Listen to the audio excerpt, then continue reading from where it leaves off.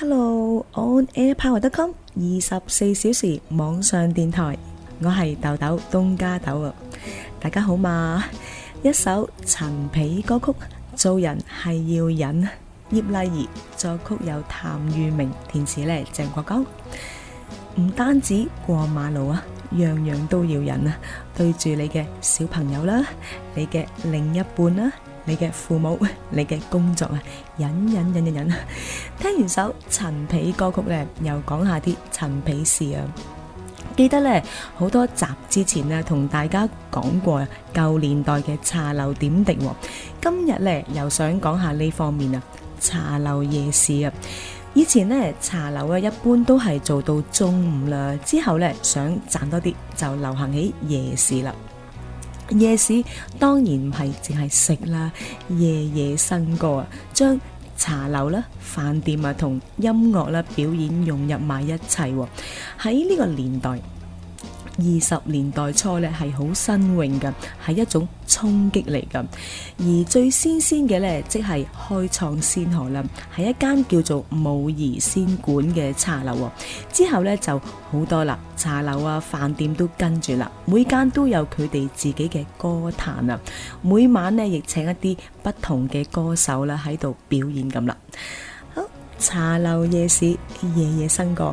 要到呢啲娛樂場所呢，首先梗係要錢啦，入場費1毫5分啊，每張茶券貴啲呢就2毫子啦。20年代初呢，好幾支好大下噶啦，啲茶客呢非富則貴啦，大搖大擺咁行入去，摸下瓜子啦，又上下曲，晚晚落嚟消費啊。而啲歌手呢，好吃香下啦。出名嘅喺廣州請落嚟，以時薪計啊，每小時3蚊，通常呢都係唱1個鐘頭啦，然後呢去第二個歌壇繼續唱啊，走場啊，一晚呢唱3場到啦，每個月有成100幾200蚊嘅收入，真係好多，簡直豬籠入水啊！由我哋懂事開始呢，歌手都係以靚仔靚女啦、型男淑女啦喺我哋嘅概念裏邊嘅。喺呢個20年代初呢，就另有睇法啦。喺廣州請落嚟嘅著名歌手呢，係男性嚟嘅，南寧啊，重男輕女嘅年代啦，而唱嘅呢，就係龍舟啊，唱龍舟嘅歌手呢，係唔需要人哋幫手嘅。伴奏啊，咁一個人孭住個鼓啦、銅鑼啦，咁就可以噶啦。而唱呢一類歌呢，一般呢都係好雄壯啦嗰類啊，唱嗰啲三國志啊、戰爭啊咁呢啲歌曲呢，聽得多都會悶親觀眾噶嘛，咁就有另類歌手出現啦。仍然係男性啊，一啲盲公啊，唱男音好叻嘅盲公呢，被稱為古詩啊。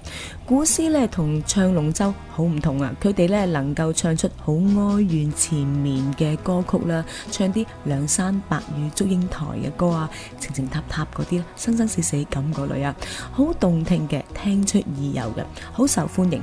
不過呢啲娛樂場所啦，越受歡迎，競爭越大啊，所以呢又係時候要變下啦。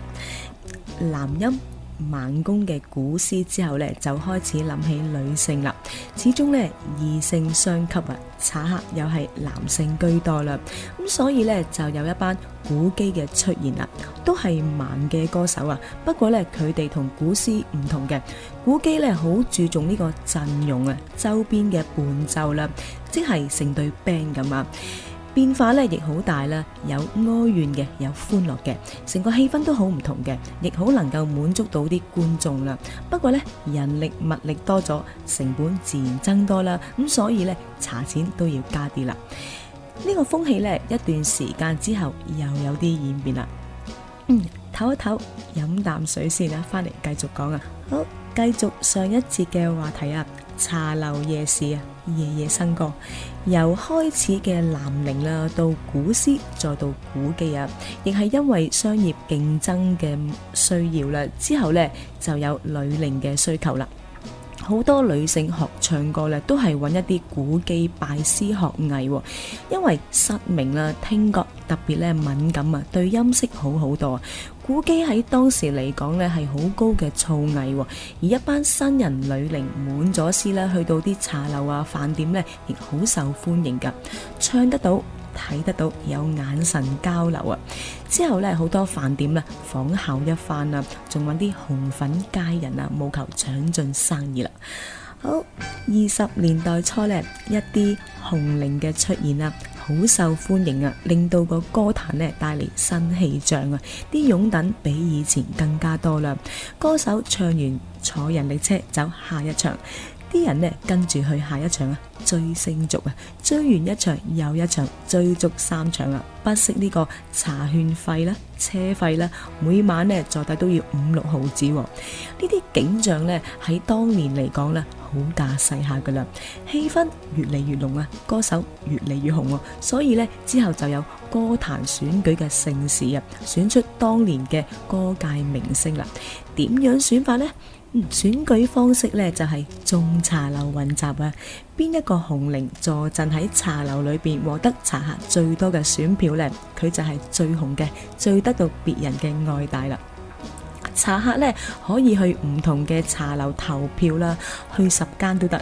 卒之呢到1927年啦，就全港歌壇聯合舉辦歌手大賽、歌界明星選舉啊，得獎嘅紅伶呢叫做張月兒啊，個名呢好甜啊，不過呢唱男音嘅，仲6尺高甜啊，擅於鬼馬歌啊。鬼馬歌喉見稱啊，亦能夠唱到哀歌啦、悲嘅、感動人嘅。20年代一位新星嘅誕生啊，除咗呢位紅伶呢，仲有好多受歡迎啊。而家呢，我哋又唞唞先，轉頭翻嚟啦，繼續講下呢方面啊。第二節休息陣先啦。係又翻嚟 On Air Power.com， 仍然有我喺度，我叫做東加豆啊。頭先呢講開20年代嘅紅伶啊，除咗張月兒呢，仲有好多噶。其中比較熟悉嘅一位叫做小明星啦，後期啲嘅。其實呢，喺盲嘅古詩啦、古機嗰個階段呢，佢哋都好架勢下嘅，好出名噶啦。差唔多呢要用大轎啊，先可以抬佢嚟香港。其中一位呢叫做盲公貴啊，好受歡迎嘅。可能呢我哋會陌生啦，但係呢佢嗰首《呆佬拜壽》啊，都可能聽過下噶啦。擅長唱啲諧曲啦，類似鈴冧六嗰類啊，扮聲啦、動物叫啊、風聲、雨聲咁啊。好，20年代初嘅歌壇呢，喺香港嘅飲食業啦，持續到40幾年啊，就走下坡啦。香港淪陷啊，食都冇得食啊，已經呢冇人再諗啲咩歌壇啊、紅伶啊咁。到打完仗之後呢，經濟氣氛呢仍然呢係好蕭條啊，而政府呢亦冇乜點樣支持過，反而呢要加收牌費添。啲食店呢想整翻啲歌壇呢，就要申請牌照啦，好多營商嘅人啊好不滿啊，咁嘅環境整啲咁嘅嘢，百上加斤啊，索性唔做啊，執埋佢添。所以呢，慢慢越嚟越少茶樓食店嘅歌壇啊，逐漸淡出，撤離啊。好，歌壇呢喺40年代左右呢，撤出茶樓啊、飯店之後呢，就走咗去遊樂場啊，轉型到呢個地方，亦係另一個階段啦。好，講咗啲陳皮事啦，時間又差唔多啦，要多謝你哋支持 On Air Power.com， 下一集見啦，拜拜。